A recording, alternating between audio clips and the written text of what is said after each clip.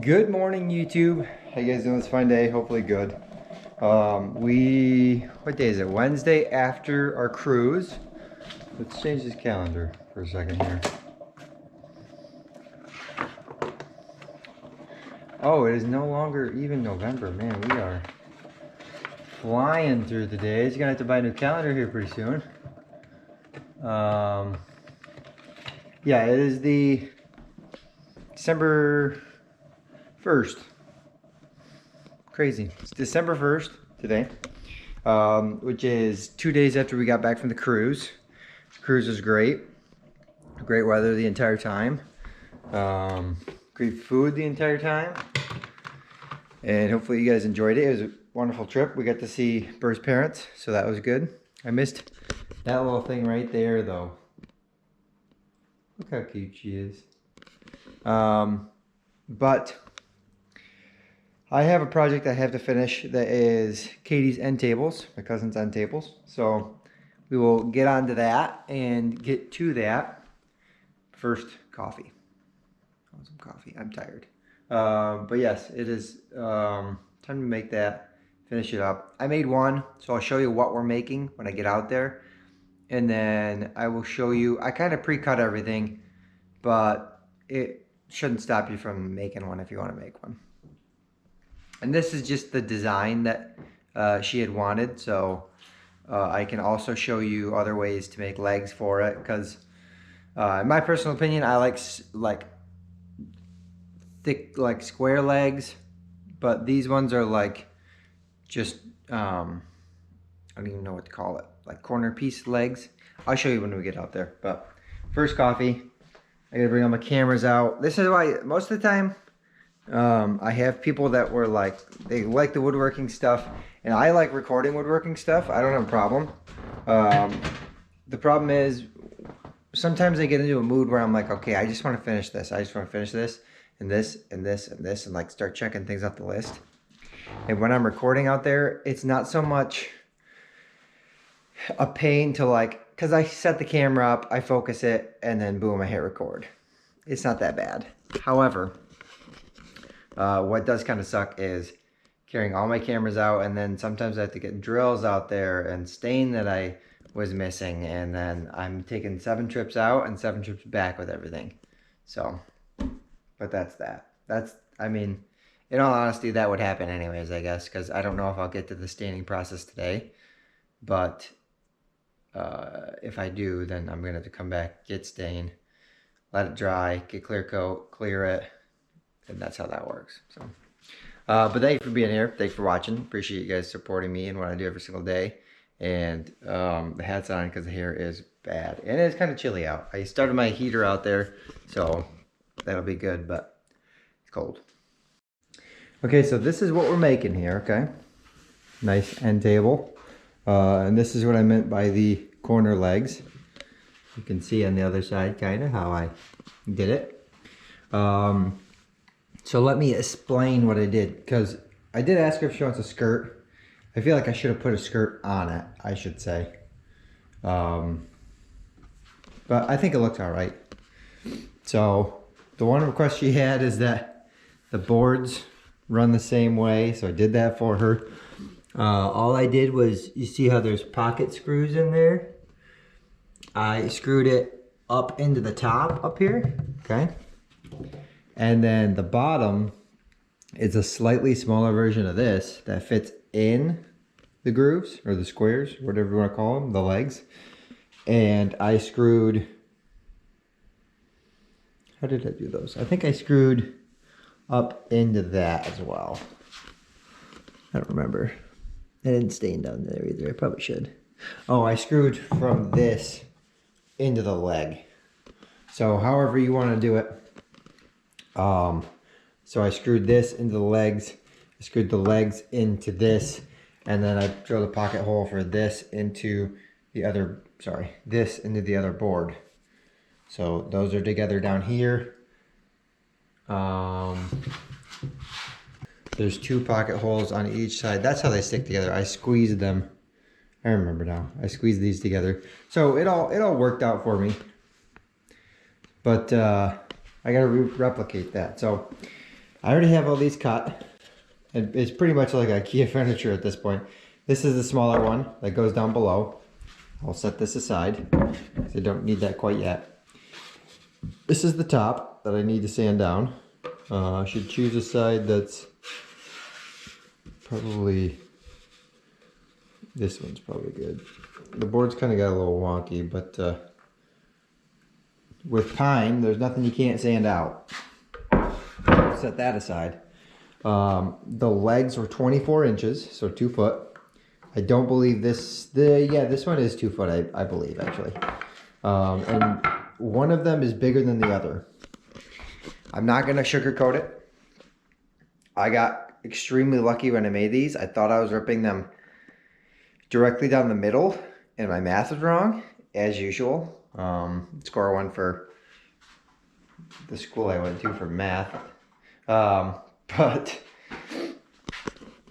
I got kind of lucky because what it does is, with one of them being bigger than the other, if you set the bigger one to next to it, you're kind of taking that length and taking it away. So these are pretty much like 98% the same size. I haven't measured them, just visually. And you can kind of see that here. Like I said, there's a big board here, skinny board here. I got really lucky. I did. But me telling you, because in my thought I was going to just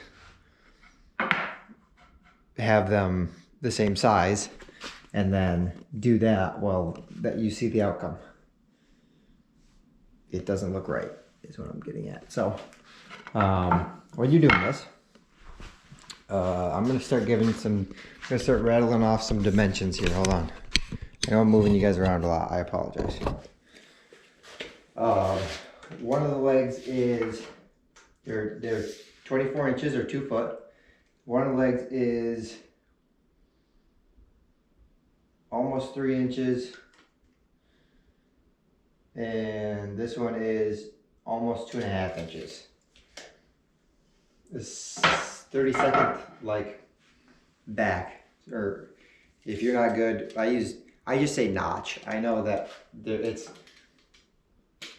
36th, or sorry, 36th, 32nds and 16ths and 8ths and 4ths and halves. But it's a notch back from 3 inches for this one, and a notch back for 2.5 inches for this one. And I believe that this board here, if you can see that in the camera, this board here, I will cut up into 2 footers and have enough for that. So let's get into that. Sorry, I've been talking a lot. I miss you guys. I haven't vlogged in a while, so hopefully you guys like the vlogs. But I'm going to cut these up and we'll get into this, and hopefully you guys can make these at home and have a good time at it, because if you're watching this, you probably like woodworking or building stuff. So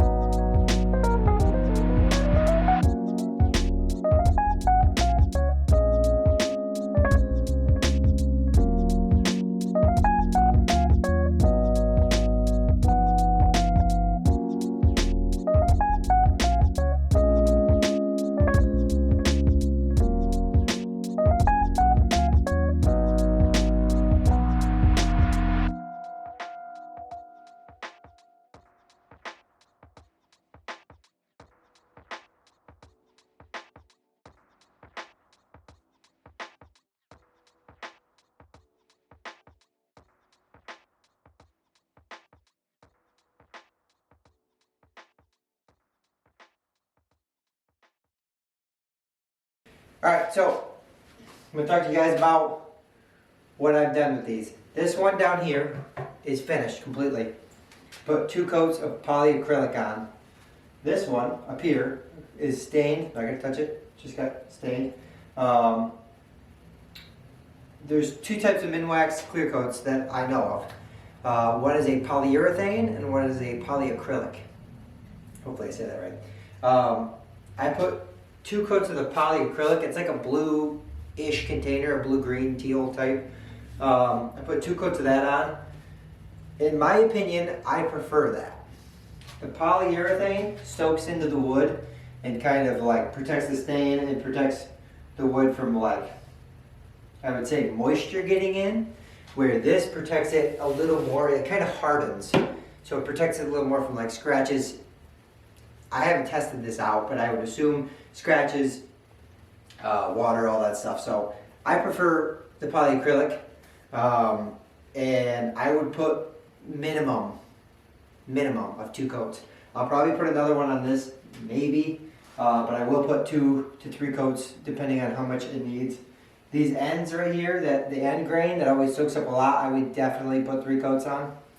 And when you're done with it, it's going to feel kind of rough.